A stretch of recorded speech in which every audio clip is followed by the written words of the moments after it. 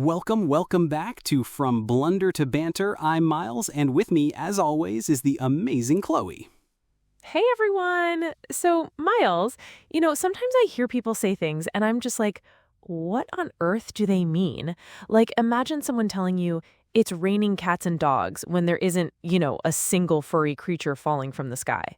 Oh, totally. It's such a common one, but yeah, if you don't know it, it's just so bizarre, right? Have you ever felt that way, listeners, where you're just a little bit confused by what seems like a simple phrase? For sure. And that's actually what we're diving into today on the show. We're going to open the linguistic curtain, as it were. We're talking about those everyday expressions, those idioms that can sometimes make language feel, well, a little intimidating, maybe. Yeah, exactly. We want to demystify them, make language less, like a puzzle and way more fun. Because honestly, understanding these phrases, it's not just about getting the joke. It's really key for truly natural communication, isn't it? It adds so much to how we connect. Absolutely. And Miles, it's not just raining cats and dogs. I mean, how many times have you heard someone say, break a leg before a performance, and you're just like, wait, what? Are you wishing me ill will? Right? Or spill the beans. My gosh, if you've never heard that before, you might actually be looking for a dropped can of beans on the floor. It's just so literal in your mind, right? And it can feel so disorienting. Totally. And honestly, if you're out there feeling that way, like you're speaking a different language sometimes, you are so not alone. It's a completely common thing. These everyday idioms, they can be super confusing. We've all been there. Yeah, for sure. And that's really what we're here to do. We want to, sort of demystify those tricky phrases. We're going to turn you into a language pro, no joke. So you can walk into any conversation and it's just crystal clear. Exactly. No more awkward silences or confused nods. And what's even cooler is that once you start to get these idioms, you kind of unlock a whole new layer of cultural understanding too. It's not just about the words themselves, is it? It's about the history behind them, the way people think. It really is. It's like peeking behind the curtain of a culture, why do we say spill the beans? There's actually a pretty cool story there, which we're going to get into in a bit. Okay, so Miles, you teased us with spill the beans. I'm ready. Lay it on me. Where did that one even come from? Because beans, they're just beans. Right? It's so random. So here's the deal with spill the beans. Picture this, Chloe. Ancient Greece, okay? Ooh, dramatic. I'm there.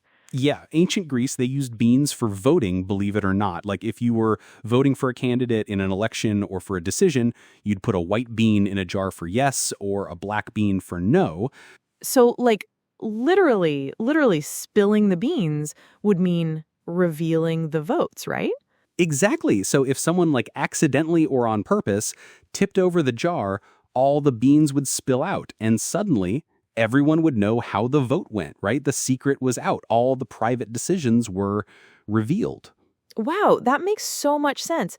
So it literally started with actual beans and a jar, and then over time, it just morphed into this whole concept of revealing a secret, whether it's about votes or, just who's going to the party. Yeah, it's wild, isn't it? It's a perfect example of how these phrases, they start somewhere super literal, like someone actually spilling beans, and then they just evolve. They become metaphors for something bigger, something more abstract. And that's how language gets so rich, Absolutely. It's like these little time capsules embedded in our everyday speech. And I guess that's why, sometimes they seem totally nonsensical until you dig a little deeper, because the original context is just, gone from our daily lives. Yeah, exactly. And that's really where idioms shine, right? It's not just about understanding their history, but it's how they take our everyday conversations and just they inject so much personality, so much life into them. Oh, totally. Imagine trying to have a conversation where everything you said was just purely literal. No metaphors, no creative phrasing. It would be so dry, wouldn't it? So boring. So incredibly dry. I mean, you'd sound like a robot, frankly. It's instead of saying, wow, that was a tough job, but we finished it just in time, you could say, we really, went down to the wire on that one, but we pulled it off. It just paints a picture, doesn't it? It makes it more vivid. Right? It adds that like pizzazz. And it's not just about making it more interesting though, is it? Because I think when you use idioms correctly, it also kind of signals something else. Like, hey, I get it. I'm part of this culture. Oh, absolutely, Chloe. You hit the nail on the head there. I mean, it's a huge sign of cultural competency. When you can just, seamlessly weave these phrases into your speech, it shows that you're not just fluent in the language, but you're also fluent in the cultural nuances. And that, in turn, really helps build connections. Yeah, it totally does. It's like an instant rapport builder almost.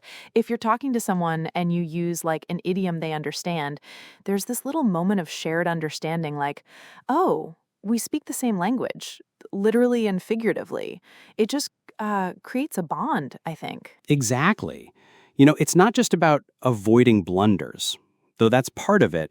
It's about moving beyond that to actually create banter, like the name of our podcast. It's about like being able to joke, to share, to really connect on a deeper level, because you get those unspoken rules, those little inside jokes of the language. And that really brings us to the end of our dive into, well, opening that linguistic curtain, as we called it.